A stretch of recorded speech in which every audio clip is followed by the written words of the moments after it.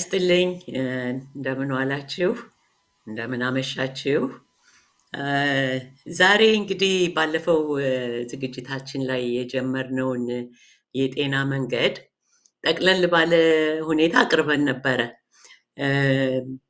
ዛሬም በተከታታይ ያንኑ አስከትሎ ከወዳጆቻችን ካዳመጡ ሰዎች አንዳንድ ጥያቄዎችን ደርሶናል። ያንንም መሰረት በማድረግ እንዲሁም ደግሞ ጤና ስንል ብለን የዘረዘርናቸው ነበሩ። ከነሱ ውስጥ ደግሞ ለየት አድርገን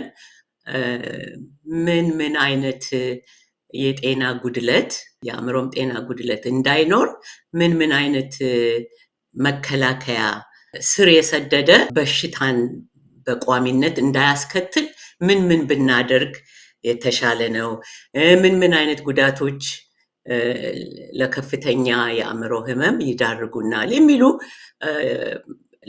የተለያዩ ሀሳቦች ቀርበውልን ነበር እና ባለፈው አሁንም በዛው አስከትዬ ምንድነው እንድንነጋገርበት ወይም ደግሞ ወደፊት በዝርዝርና በሰፊው የሚቀርቡ አሁን ሀገራችን ህዝባችን ካለበት አንፃር ብዙዎቻችሁ ማን ያልታመማለ ሁሉ የሚል መልእክት ልካችኋል። ማን ያልተጎዳለ፣ ማን ከፍተኛ ቀውስ ያልደረሰበት አለ፣ በጋራም ይሁን በግል ህይወታችን ካለ ሁኔታ የሚል ነበር እና ከዛ በመነሳት ብዙ ጊዜ በጦርነት በድህነት በተከታታይ የማህበረሰብ ቀውስ ውስጥ ያለ ማህበረሰብ ያለ ህዝብ አሁን እኛ እንደምንኖረው ጉዳት ወይም ደግሞ እዚህ ሀገር በፈረንጆቹ ትራማ እንደሚሉት የሁሉ በሽታና የሁሉ ቀውስ ምንጭ ስለሆነ ምን አይነት ጉዳት ምን አይነት የአካልም የአእምሮም ጉዳት ነው እንደ ከፍተኛ ጉዳት የሚቆጠረው፣ የትኛው ነው የመረረ እና የትኛው ነው ደግሞ መለስተኛ የሆነ የሚል ሀሳብ ስላለ እንግዲህ እኔ በዛ ዙሪያ ትንሽ እንደው ለማመላከት ያህል 2-3 ነጥቦችን ማንሳት ፈልጋለሁ ለዛሬው ባጭሩ። አንደኛ ትራማ ስንል ጉዳት ወይም ደግሞ አሰቃቂ ጉዳቶች፣ አሰቃቂ አደጋዎች፣ የአካልም አደጋ የስሜትም አደጋ እነዚህን ሁሉ ያካታል። ግን በጉዳትና በችግር ውስጥ ስላለፍን ስለምንኖር ያ ሁሉ እኩል ጉዳት የጤናም የአእምሮም ያስከትላል የሚለው እሱን ትንሽ ለማመላከት ፈልጋለሁኝ። ሰው መቼም ያለ ተግዳሮት ወይም ደግሞ ያለ ችግር ያለ ውጣ ውረድ አይኖርም። ምን ላይ ሲሆን ነው የባሰ? ይሄ ምንድነው መስመሩ? የችግር ለትውልድም የሚተላለፍ ለራስም የአካል ጤንነትና ለአእምሮ ጤንነት አደገኛ የሆነው የትኛው ነው የሚለውን ለመለየት ሞክራለሁኝ እና ጉዳት ሁላችን የተለያዩ ነገሮችን በአንድ ላይ የተለያየ ጉዳትን በአንድ ላይ ተመክሮ ብናደርግ ወይም በአንድ ላይ ብንጋለጥ ሁሉ ሰው አንድ አይነት ውስጣዊ ስሜትን ወይም ውስጣዊ ጉዳቶችን አይገልጽም። ይሄን እንደገና ላብራራላችሁ። ምን ማለት ነው? እኔም ሌላም ሰው አንድ አይነት ነገር ለምሳሌ የመኪና አደጋ እንበል ወይም ደግሞ የስሜት አደጋ፣ መሰደብ፣ መዋረድ፣ መራብ፣ መጠማት፣ እነዚህ ሁሉ አደጋዎች ናቸው። አቢዩዝ መደረግ፣ እነዚህም አደጋ ናቸው። ጦርነት፣ እነዚህን ሁላችን በአንድ አይነት ውጤት አያመጣም። ጉዳት የሚሆነው ማለትም ትራማ የሚሆነው በውስጣችን ውስጣዊ ጉዳት ማለት ነው። ሰውነቴ እንዴት መለሰው፣ እንዴት ተቀበለው። የእያንዳንዱ ሰው ያንን ጉዳት የተጋለጠበትን አደጋ በውስጡ የሚፈጥረው ውስጣዊ ውስጣዊ የሚፈጥረው ውስጣዊ ቁስል ውስጣዊ አደጋ ነው። አደጋው በራሱ ሳይሆን ማለት ነው። አደጋው በራሱ ብቻውን ጦርነት በራሱ ብቻውን ሳይሆን ይሄ ጦርነት ይሄ መጎዳት ወይም ደግሞ በተለያየ መንገድ የምንጋለጣቸው ነገሮች የሚያስከትለው በውስጥ ባለው ጉዳትነቱ ሳይሆን በውስጥ በሚያመጣው መልስ ነው። በአካላችን ውስጥ ማለትም በልዩ ልዩ የአካል ክፍል ውስጥ ምን አይነት ሁኔታን ይፈጥራል ነው። ምን አይነት ሁኔታን ይፈጥራል? አንድ ጉዳት ዛሬ ብንጋለጥ ለዛ ጉዳት በዛሬው ዕለት አይደለም የጉዳቱን ወይም የቁስሉን የምናየው። ራሱን የቻለ ረዘም ላለ ጊዜ ይወስዳል። ለዚህ ነው ብዙ ጊዜ ተሰሙ እንደሆነ ፒቲኤስዲ የሚባል አለ። ፖስት ጉዳቱ ካለፈ በኋላ አደጋው ካለፈ በኋላ ችግሩ ካለፈ በኋላ ቀውሱ ካለፈ በኋላ አሁን ያለንበት ሁኔታ ማለት ነው።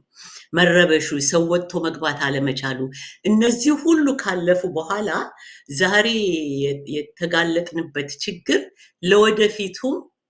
ለወደፊቱ ቁስል ሆኖ ይወጣል። ለወደፊቱ የአእምሮ ቁስል ይሆናል። የአካል ብቻ አይደለም፣ የአእምሮ ቁስል ሆኖ ይወጣል ማለት ነው። ስለዚህ ያ እንዳይሆን ለይተን ማወቅ ይኖርብናል። ምን ብናደርግ ነው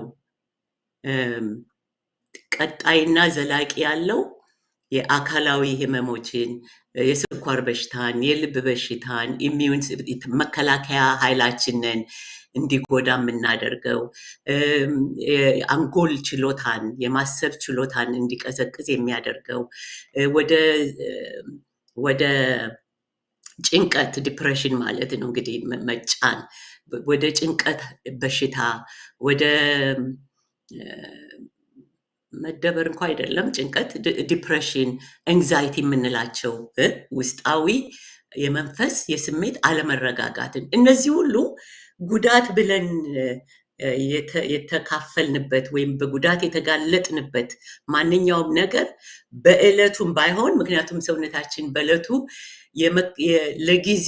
ለጊዜ ሰርቫይቫል ለጊዜው ህልውና መሮጥም ካለበት ማምለጥም ካለበት በዛ ውስጥ ስለሚዋጥ በመፍጨርጨር ላይ ስላለ የዕለት እንጀራውን በልቶ ማደር ወጥቶ መግባቱን ስለሚያይ የሚቀጥለውን እና ተከታታይ የሆነውን እንደውም ከትውልድ ትውልድ የሚተላለፈውን የተካፈለበት ግለሰብ ብቻ የተጋለጠበት የተጠቃው ግለሰብ ብቻ ሳይሆን ተመልካችም የሆነው ልጆች እየሰሙ በሚያድጉበት ጊዜ ያለውን ሁኔታ ከቤተሰብ በሚያዩበት ጊዜ ለሚቀጥለው ትውልድ በተላላፊ ይሆናል እና ይሄ እንዳይሆን ከወዲሁ ምን ነገሮችን ብናደርግ ነው?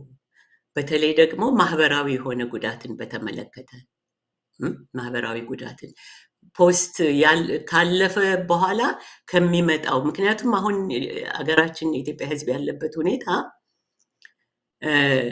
ያለው ስርዓት ይሄ በዘር የተከፋፈለ በጎሳ የተከፋፈለ ለህብረተሰብ ለህዝብ ደህንነት የማይጠቅም ጎጂ የሆነ ገዳይ የሆነ ስርዓት ዛሬ ቢወገድም ለወደፊት አገር ተረክበው ራሳቸውንም ሆነ ማህበረሰባቸውን ለማስተዳደር የሚችል ትውልድ ማፍራት አለብን፣ ትውልድ መፍጠር አለብን። ስለዚህ አሁን የምለው መከላከልና ጥቃቱ ስር እየሰደደ ከመሄዱ በፊት ለዛሬው ብቻ ሳይሆን ከትውልድ ትውልድ እንዳይሄድና ወደፊት ተረካቢ አገር እንዳይኖረን፣ ተረካቢ ህዝብ ወጣት ለራሱም የማይቆም ለህብረተሰብም የማይሆን። ለምን ቢባል ጉዳት ቅድም ያልኩት አይነት ጉዳት ይሄ ሰቆቃን ወይም ደግሞ አሰቃቂ ሆኑ የምናያቸው የምንሰማቸው የሚካሄደው ነገር ሁሉ በተለምዶ ዝም ብሎ ልጆች ሆነን ወይም ከሰውም ጋር ባለን ግንኙነት ችግር አይግጠመን አይደለም። አሰቃቂ የሆነ ቁስልን ትቶ የሚሄድ ለረጅም ጊዜ የሚኖረው ጉዳት በሚከሰትበት ጊዜ ለትውልዱ ጎጂ እንዳይሆን ከወዲሁ ምን ብናደርግ ነው? ምን አይነት መከላከያ ዘዴዎች ያስፈልጉታል ለማለት ነው። እና ከዚህ ውስጥ እኔ አንዳንዱን አሁን ያለንበትን ሁኔታ በመመልከት ልንጠነቀቅና ደህንነታችንን ምክንያቱም ችግር ውስጥ ነው ያለነው። አሁን ችግር ውስጥ እንደውም አንዳንድ መልእክት የላኩት እና ኮሜንት ያደረጉት ላይ መቼ ደላንና የሚል ቅንጦት ነው መጽሐፍ ለማንበብ እውቀት ለማግኘት ለመዝናናት ጤናችንን ለመከባከብ የሚያስችል ሁኔታ ላይም አይደለንም ነው የሚል መልእክቶችም ደርሰውናል።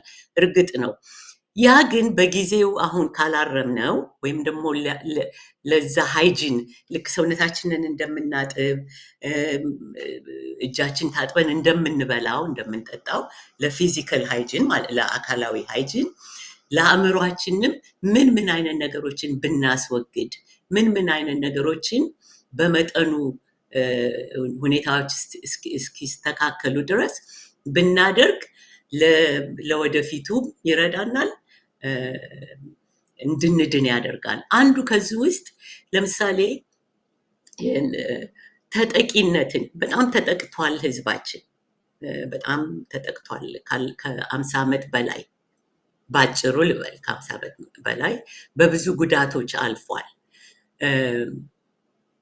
ይሄ በሚረዝምበት ጊዜና በተከታታይ ያለምንም እረፍት ያለምንም ፋታ በሚቀጥልበት ጊዜ መነሳት እንዳይችል የሚያደርገው ልምድን መከራውን ይላመደዋል እና መከራውን ከተላመደው በኋላ ከዛ መከራ ለመውጣትም ጥረት አያደርግም፣ ፍላጎትም አይኖረው እና ያንን ነው አሁን መከላከል ያለብን ብለን እኛ ይሄ በጤና መንገድም ከሌሎች እህቶችና ወንድሞች ወደፊትም በዚህ ጉዳይ ልዩ ጥናት ካደረጉት ጋራ በሰፊው እንወያያለን። ግን ዛሬ እንዲነሳና በአእምሯችሁ እንዲብላላ አስተውሎ እንድታደርጉበት እንድታስቡበት እዛም በሙያም ውስጥ ያሉ ሌሎችም በቤተሰብ ውስጥ ያለ ለየግላችንና ለማህበራዊ ህይወታችን የቱን ብንቀንስ ነው የቱን ብናስወግድ ነው በአቅማችን ውስጥ ባለን አቅም አሁን በምንችለው ውስጥ ሁሉ ነገር መቻል የለበትም እና ምንችላት በአቅማችን ምን ብናደርግ ነው ለወደፊት ጎጂ እንዳይሆን አሁንም ጤና ምን ሆነው እና ይሄ እንዳይለመድ የሚለውን ነው ዛሬ ለማስታወስ የምፈልገው። እንዳይለመድ ማለት ምንድነው? እንግዲህ አንዳንዴ ይቅርታ ታደርጉልኛላችሁ። አንደኛ በአማርኛ በትክክሉ መናገር ተገቢ ነው ሁሉን ነገር ብዬ አምናለሁ ማንኛውም ባለሙያ።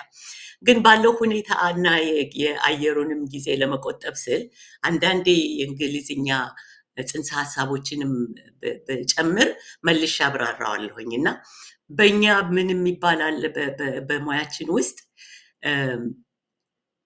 ሄልፕለስ አቅመቢስ መሆንን መለማመድ መማር የተለመደ እንደ ሱስ ሊሆን የሚያስችል አቅመቢስነትን ይፈጥራል። ምን እንግዲህ ለዚህ ምሳሌ ልስጣችሁ።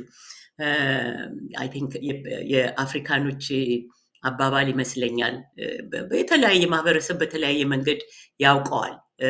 የዝሆንን በልጅነቱ አንድን ዝሆን ወስድ ህንዶችም ያደርጋሉ ለማሰልጠን ዝሆናቸውን በሚፈልጉበት ጊዜ ወስደህ ትንሽ እንትን ላይ እንጨት ላይ በትንሽ በቀጭን ገመድ ያንን ህፃን ዝሆን ታስረዋለህ እንዳይሄድ ማለት ነው። እና ስታስረው ይሞክራል አይደል ለመሄድ ይሞክራል። ሲሞክር ያ ልጅ ያ ወጣት እንስሳ መሄድ አይችልም እና ምን ይማራል? ብሞክር የትም አልሄድኩም፣ ስለዚህ አይሞክርም። መሞከሩን በሚያቆምበት ጊዜ ያ ዝሆን ቀስ በቀስ እያደገ ትልቅ ሆኗል። እንኳንስ ያችን ትንሽ የታሰረባትን ገመድና ምሰሶ ትልቅ ዛፍ መገንጠል የሚችል ሆኖ ግን በዛችሁ ታስሮ ይቀመጣል። ለምንድን ነው? ተምሯል። ለርንድ ሄልፕለስነስ የምንለው ነው። የተዋሃደን ተስፋ ቢስነት ወይም ደግሞ አቅመ ቢስነትን እንዳልኳችሁ ጽንሰ ሀሳቡን መንፈሱ ይገባችኋል። እና ያ ምን ማለት ነው? ብንችል እንኳ እንዳንችል የሚያደርገን ሁኔታ በውስጣዊ ማንነታችን ያ የውስጥ ቁስል ማለት ነው። ያ ትራማ ያ የመሞከር በዚህም ብንለው በዚህም ብንለው እንላለን አይደል? በመንግስትም ብንለው አቤቱታም ባቀርብ ቤቴን እንዳያታድርጉ ብንል ያ ሁሉ ተስፋ ያስቆርጣል እና በውስጥ ያ የመኖር የውስጣዊ ሞት ማለት ነው። የውስጣዊ ቁስል የውስጣዊ ሞት ነው እና ለመንቀሳቀስና ራሱን ለማዳን ራሱን ከዛ ጭንቅ ለማስወጣት አይሞክርም ያ ህዝብ። ያ በማህበርም እንደ ሀገር በግልም ያ ግለሰብ ቢችል እንኳ ልክ የዝሆኗን ምሳሌ እንግዲህ ያዙልኝ። ከትንሽ በትንሽ ገመድ የታሰረው ትልቁ ዝሆን በልጅነቱ አእምሮ ውስጥ ሞክሮ በዚህም ቢለው እምቢ ስላለው አሁንም አልችልም ብሎ ነው የሚገነዘበው የሚወስደው ማለት ነው። እና ይሄንን በእኛ ህይወት ውስጥ በእኛ ህይወት ውስጥ ልናየው ይገባል፣ ልንፈትሸው ይገባል። በየግለሰብ ምን ሆነን ነው ይሄን የማናደርገው? ይሄ እንግዲህ ወደ ራስን አንጸባርቆ መመለስ ውስጣዊ መመልከት የምላቸው ነገሮች ናቸው። ውስጣዊ ራስን መፈተሽ። ለምንድን ነው ያልሞከርነው? አይ ይሄ ቢሆን እንደዚህ ነዋ፣ ይሄም ቢሆን እንደዚህ ነዋ ካልን ታግለንም ሆነ በግል ህይወታችንም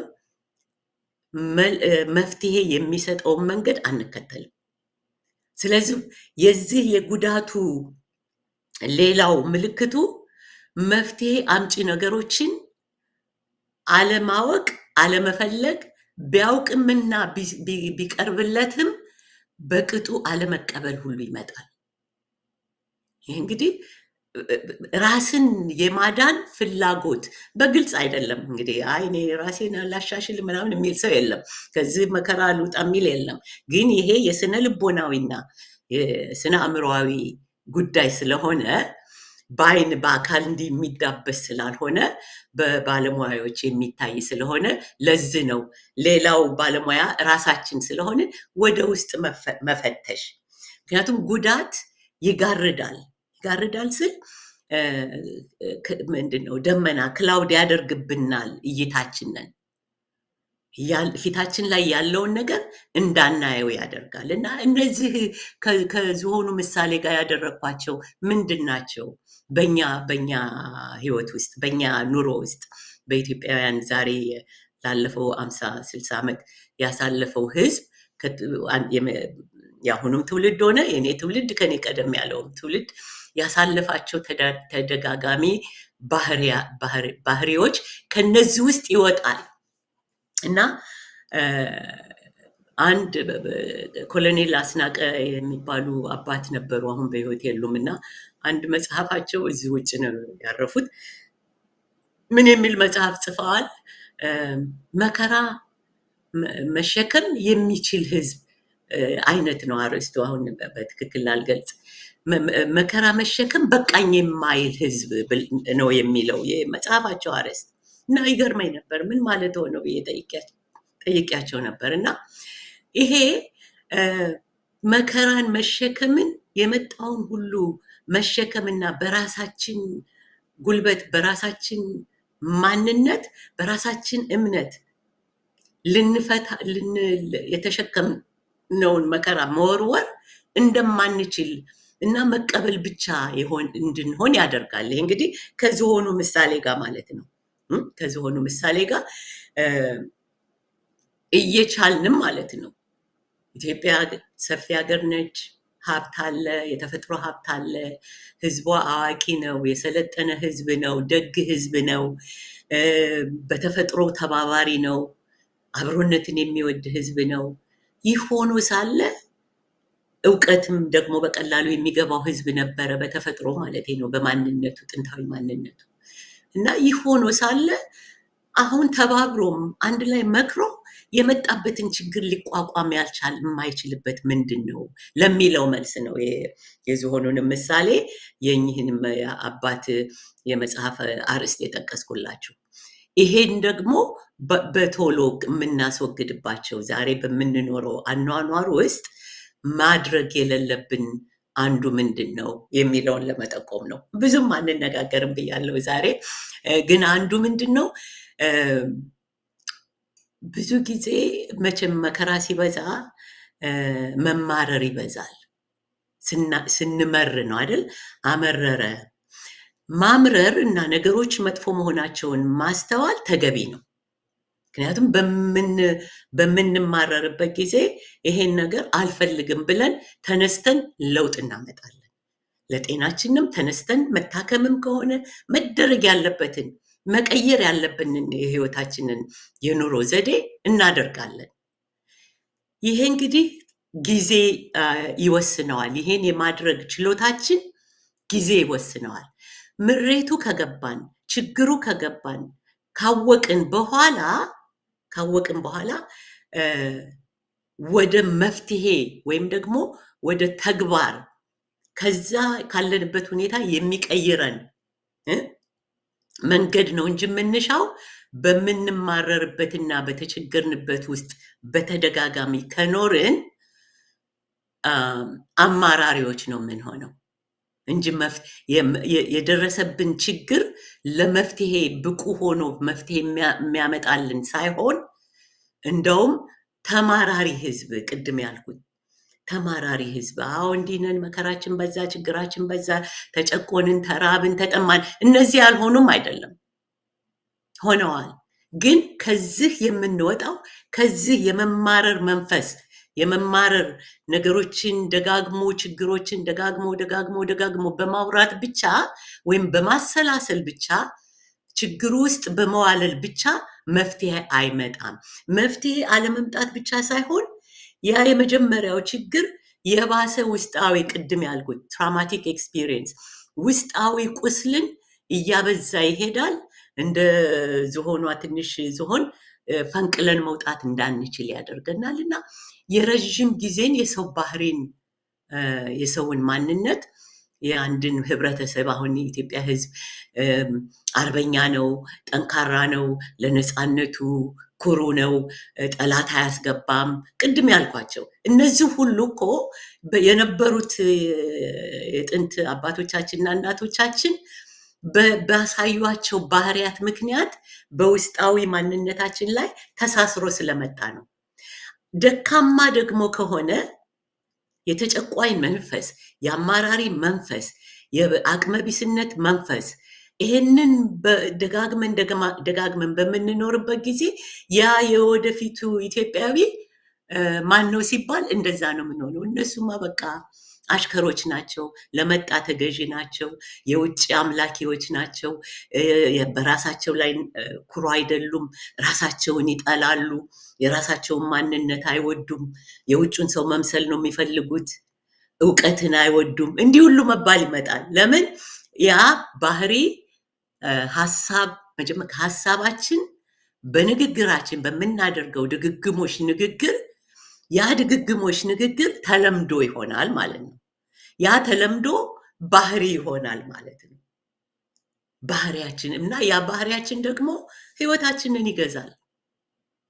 ተገዢ ህዝብ እንሆናለን ማለት ነው እና ትራውማቲክ እንደው በዚህ በማህበራዊው በሌሎች በሜንታል በአእምሮ ጤንነት በኩል እና በአንጎል ጤንነት ራሱ አንጎል እንደ አካል ጤንነት በኩል ሆነ ሌሎችንም ወደፊት ከሌሎችም ከነ ዶክተር ደብሩም ሌሎችም የምንጋብዛቸው ሰዎች በሚመጡበት ጊዜ በዝርዝር የዚህ አይነቱ ማንነት ይሄን ባህሪ መውሰድ ጉዳቱን በአግባቡ ባለማየትና በጊዜው ባለመፍታታችን የጉዳቱን ደግሞ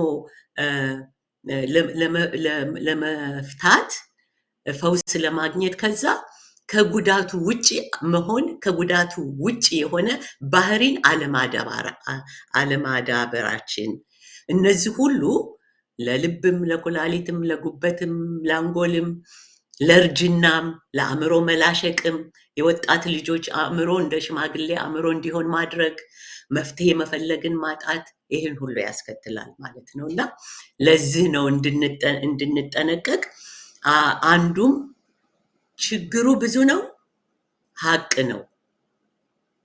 ዛሬ ኢትዮጵያ ውስጥ በተለይ በአማራው ማህበረሰብ የግልጽ ጦርነት ያለበት ሜዳ ነው። አዲስ አበባም ውስጥ ብዙዎች እንደምትነግሩን ወጥቶ መግባት በፍርሃት ነው የምንሄደው።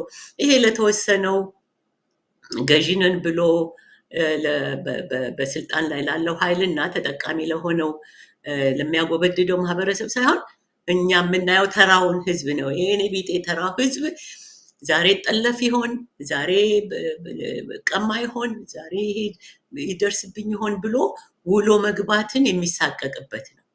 ስለዚህ ይገባኛል ለማለት ነው። ያለንበት ችግር ይገባኛል።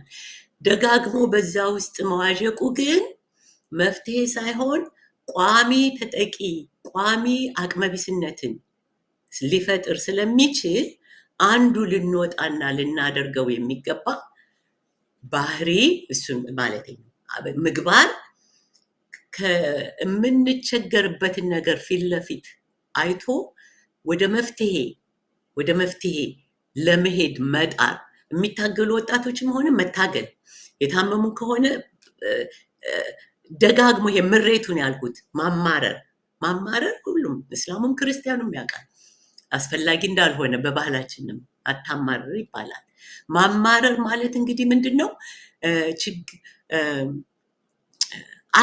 ችግሩን አናሰላስለው፣ ሌላ ቋንቋ አለው። ይሄ እንግዲህ ችግሩን ስናሰላስል ጠዋት ማታ ስናወጣው ስናወርደው ወደ መፍትሄ አለመውሰድ ብቻ ሳይሆን ሌላ አንድ ልዩ ተጨማሪ ህመምን ያስከትላል። ህመም ሳይሆን ተጨማሪ ኮንዲሽንን አውቶማቲክ ኔጌቲቭ ቶት የምንለው አለ።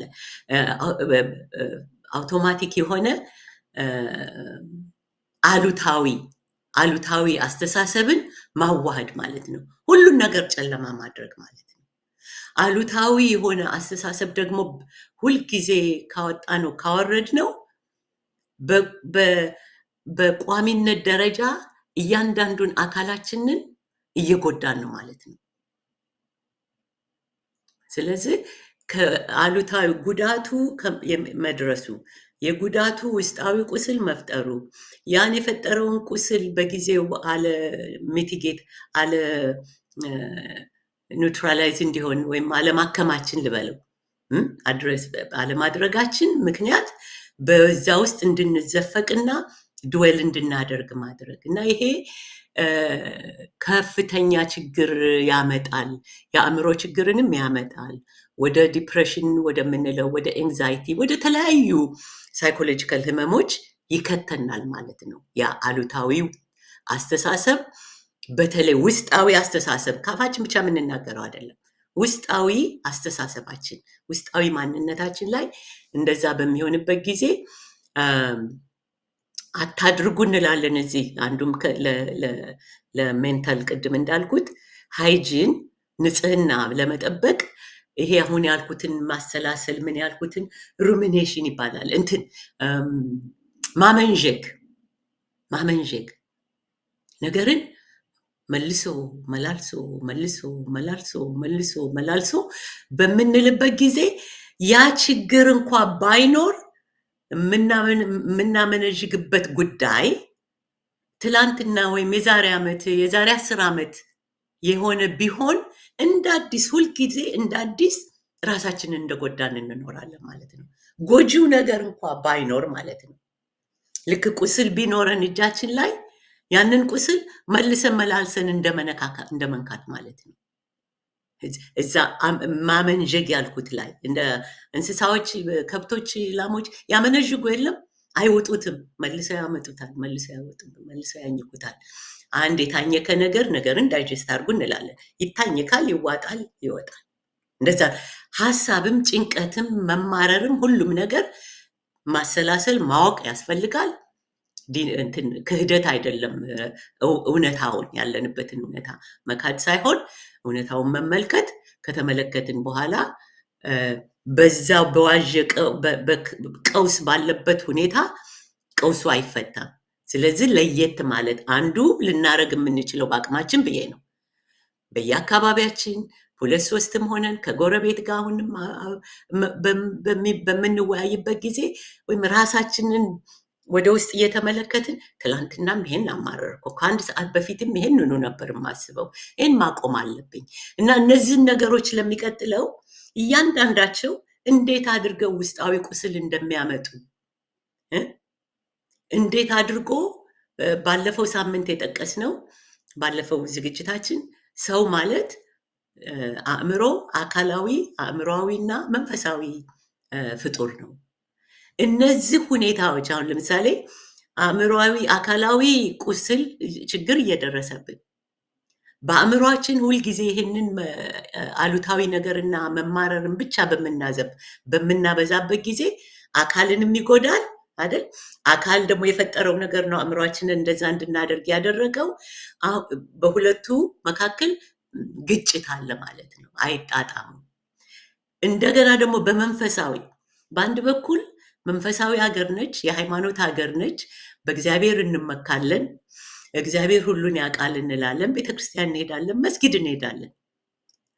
ግን መማረር በምናበዛበት ጊዜ ያንኑ ስናመነዥግ በመንፈሳዊ ህይወታችን ጋር ያለውን መተማመን ራሱን እሱንም ይቦረቡረዋል። ለጭንቀት እንሄዳለን፣ ጸሎታችን አድርገናል። ከዛ በኋላ መደረግ ያለበት የጸሎቱ መልስ እንደተገኘ ሆኖ፣ ምክንያቱም እምነታችን እሱን ነው የሚያስተምረን። የሁሉም ሃይማኖት እስልምናውም የምንም ለፈጣሪ ነግረነዋል። በቅን ልቦና የጠየቅነው እንደሚመለስ አምነን ካመንን ያ የምናማርረው ነገር መቀነስ ይኖርበታል። ካልቀነሰ ያ ያደረግነው መንፈሳዊም እንደገና ሁሉም እርስ በርሱ ካንስል አውት ያደርጋል እና መልሰን የት ነን? እዛው ትራማ ውስጥ ነን። ያ ትራማ ቁስል ሞር እየነፈረቀ እየበዛ ይሄዳል። እንዳንወጣ ቅድም እንዳልኩት የዝሆኗን ነገር አስቡ። አንዱ ልናረግ የምንችለው ብዬ ነው። ሌሎች ከአኗኗራችን ከአመጋገባችን በብዙ የኑሮ ዘዴዎችን በሚመለከት በመንፈሳዊም ሆነ በአእምሮአዊ በአካላዊ በዝርዝር የጤና መንገድ አይደለም የያዝ ነው፣ በዝርዝር እንወያያለን። አንዱ ግን መማረርን የምናቆመው አንደኛ የሚጨቁነን ነገር ካለ የሚጨቁነን ኃይልን መታገል ማለት ደግሞ በብዙ መንገድ ነው። ራስን ለዛ ጭቆና አሳልፎ አለመስጠት፣ አልገዛም ማለት በአእምሮ ውስጥም እንኳን ተገዢ አይደለሁም ለዚህ ማለትና አዎንታዊ ማንነትን ጠብቆ መሄድ የትግል አካል ነው። ሌሎች ደግሞ በሚችሉት አቅም ያለው በአቅሙ ለችግሩ መፍትሄ ካልሰጠን በየጊዜው ትንሽም ብትሆን የሚሳኩ ነገሮችን በአቅማችን እያንዳንዳችን በየግላችን እውቀት ያጣነው እውቀትን በመጨመር አብሮነትን በመጨመር በምንችላት አልገዛም ባይነትን የውስጥ የልብ ሽፍትነትን ማለት ነው። አሁን መሳሪያ ይዘው የሸፈቱ አሉ አይደለም? ከነሱ ሁሉ የሚበልጠው ደግሞ የልብ መሸፈት። ለዚህ ዛሬና ኃይል ያላቸው ሰዎች ለሚሰድቡን፣ ለሚያንቆሳቁሉን፣ ለሚጎዱን እጄን አልሰጥም ማለት ነው። መንፈሴን፣ አእምሮዬን ለነሱ አሳልፌ አልሰጥም። ያን ካልን ደግሞ ያን ያለና ያመነ ሰው መፍትሄ ለማግኘት ዝግጁ ነው፣ ለመተባበር ዝግጁ ነው። ምክንያቱም በጤናውም በአካላዊ ጤንነቱንም ጠብቋል፣ አእምሮአዊ ጤንነቱንም አንድ ላይ ሆኗል። ከመንፈሳዊ ህይወቱም ጋር በእግዚአብሔር መታመኑንም ይቀጥላል። ያደርግልኛል፣ ይሆንልኛል ብሎ ያደርጋል።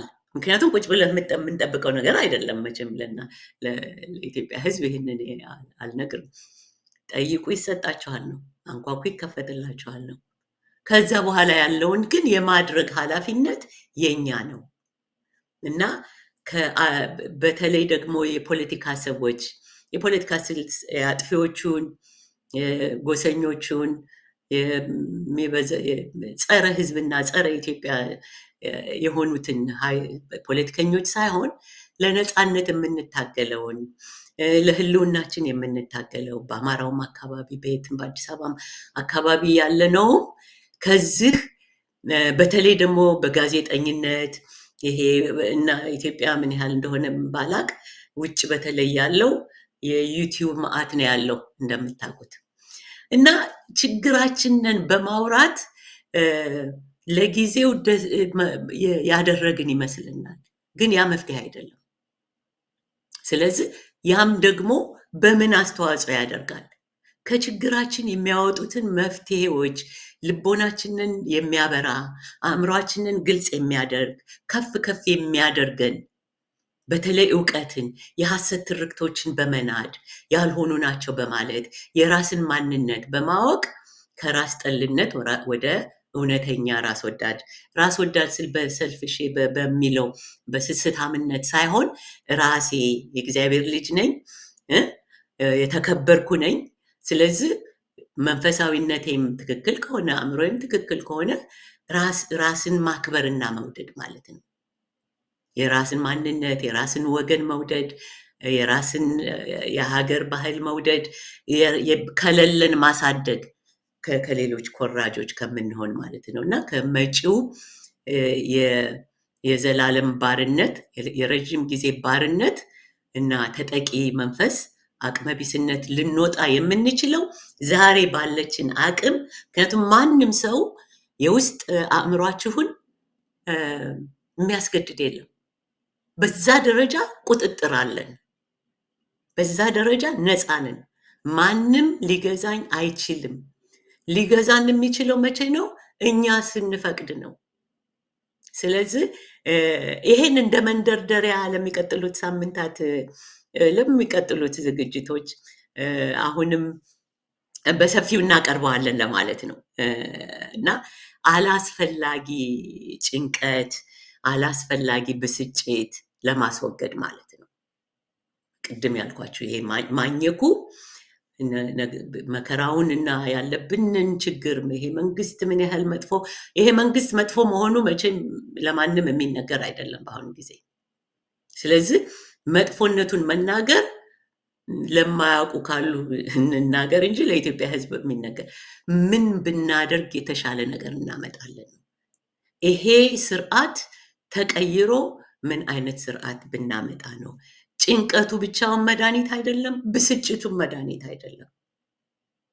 ስለዚህ ከዛ እንድንወጣ ብስጭቱን ማነች ጂጂ እኔ የምወዳት ዘፋኝ ነች። ምንድነው የሆነ ብስጭት ጭንቀት ጤና ላይ ሆነኝ ትላለች አይደል? ጤና አይሆነንም። ስለዚህ በእርግጥ ያናዳል፣ ተበሳይተናል፣ ተጨንቀናል ሀገራችን ልጠፋ ስለሆነ። ይሄን ካወቅን በኋላ ግን እዛ ላይ መቆየት የለበትም። ደጋግሜ ነው ይሄን ያነሳሁት። ምናልባት በአንደኛው አማርኛ በደንብ ግልጽ ካልሆነ ብዬ ነው። ምን ሊያደርግልኝ ጭንቀት ብላለች። የተፈጥሮ ባህሪዎች ናቸውና በዛ ውስጥ እንሄዳለን። ይሄ ማንም እንስሳም የሚያደርገው ነው። እንጨነቃለን፣ እንናደዳለን። ግን የጭንቀትና የንዴት መልካም የሚሆነው መቼ ነው? ከዛ ለመውጣት ጉልበት ሆኖ የተለያዩ ነገሮችን በመስራት ነፃ የምንሆንበትን ፈውስ የምናገኝበትን ቅድም ያልኩት ፈውስ ማለት አካል አእምሮና መንፈሳዊ ማንነት ያለመዛባት ሲኖሩ ማለት ነው። ያለመጋጨት ሲኖሩ ማለት ነው። ፍላጎታችንና ምግባራችን ሲስተካከል የምንፈልገው ነፃ መሆን ነው። ግን የባርነት ባህሪን ይዘን ግን ነፃ ልንሆን አንችልም እንደማለት ነው። እንደው እንደ ምሳሌ አስተሳሰብ ካግኒቲቭ አስተሳሰብ ለማለት ነው። እና ለዛሬው ወደፊት ኢትዮጵያ ከልጅነት ጀምሮ እስከ ሽምግልና ድረስ በህይወታችን የተለያዩ ጎጂ የሆኑ ባህል ጉዳቶች ደርሰዋል አሉ። እነዚህን በዝርዝር አንዱ የምናሳየው በመፍትሄ ደረጃ የምናሳየው ይሆናል። ሌሎችንም በሰፊው ከጭንቀት እንዴት አድርገን እንቋቋማለን፣ ከዲፕሬሽን እንዳልኩት ዳያግኖስ አድርገን ምርመራ ሰጥተን ሕክምና በዚህ በሚዲያ ማድረጋችን ሳይሆን አዌርነስ ይሉታል፣ ንቃተ ህሊና። ሰው ካወቀ ያላወቁ አለቁ ነው። ካወቀ የመጀመሪያው ደረጃ ነው ለደህንነቱ። ያን ለማስደረግ በሰፊው እንቀጥላለን እና እናንተም በምትችሉት ሁሉ ይህን መልእክት ለሁሉም እየተገናኛችሁ እንድትወያዩበት ባለፈው ከአንዳንድ ወዳጆች የደረሱ ጥያቄዎች አሉ። ጥያቄዎቹን ብትልኩልን በአግባቡ እንመልሳለን። አንዳንድ ኮሜንቶች ካየሁት ውስጥ ደግሞ ለምሳሌ ይሄን መንግስት ሆነ ይሄንን የዘረኛ ስርዓት በሽተኛ ነው አትበሉ፣ አውቀው ነው የሚያደርጉት፣ ታመው አይደለም ያለ ሰው ነበረ እና ትክክል ነው። የሚገርመው እንግዲህ ምኑ ላይ መሰለህ ይሄ የጠየቀው ሰው ምኑ ላይ ነው መጥፎ መንግስት መሆን መጥፎ አምባገነን መንግስት እንዳለ ሆኖ መጥፎ ገዢ እንዳለ ሆኖ የሚበዘብዝ የሚጨቁን ከዚህ ተጨማሪ ደግሞ አእምሮ ከሰብአዊነት ውጭ ያለው ጭካኔን የተሞላ ርህራሄ በመንፈሱ የሌለ የታመመ ሰው የሚገዛን ከሆነ ምን ያህል ፈቃደኞች ነን እኛ ነው ጥያቄው። እንደውም እኮ የባሰ ክፉም እንኳ ባይሆን በሽተኛ ነው ይሄ ሰው ሊገዛ ሀገር ሊያስተዳድር ቀርቶ ቤተሰብ ሊያስተዳድር አይገባውም ይባል ነበር። ለማብራሪያ ይጠቅመናል የምታደርጓቸው የምትጠይቋቸው ጥያቄዎች የበለጠ እንድናይ ነገሮችን በአስፈላጊነቱ ደረጃ እንድናቀብ ይረዳናል ማለት ነው። እስከሚቀጥለው ዝግጅታችን ድረስ ሰላም ቆዩ። እናመሰግናለን።